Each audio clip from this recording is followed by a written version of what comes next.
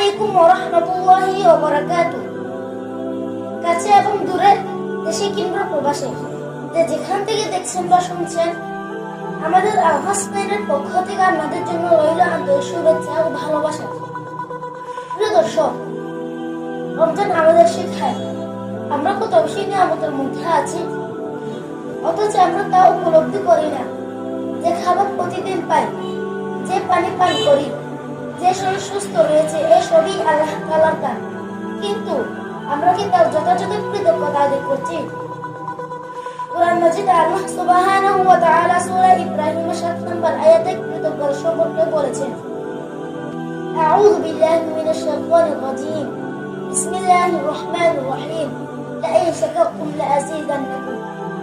যদি তোমরা কৃতজ্ঞতা প্রকাশ করো, তাহলে আমি তোমাদের নিয়ামত বাড়িয়ে দিব। ওয়ালা ইন কাফারতুম ইন্না আযাবি লাশাদীদ।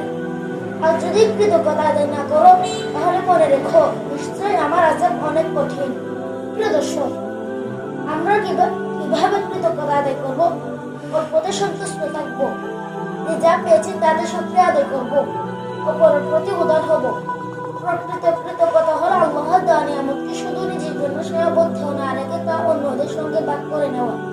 রমজান আমাদের শেখায় দান সদকার মাধ্যমে আল্লাহর কৃতজ্ঞতা আদায় করা, রমজানের দান সদকা বাড়িয়ে দেওয়া, আল্লাহর আনুগত্য করা।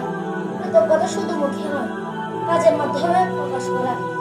প্রিয় দর্শক, আচ্ছা আমরা সত্যি কৃতজ্ঞ, নাকি আমরা কেবল আরো পাওয়া করতেছি? রমজান আমাদের আত্মবিশ্লেষণের সুযোগ দেয়, আমরা যেন তা উপলব্ধি করতে পারি। আল্লাহ আমাদের কত নিয়ামত দিয়েছেন এবং আমরা কতটা ভাগ্যবান।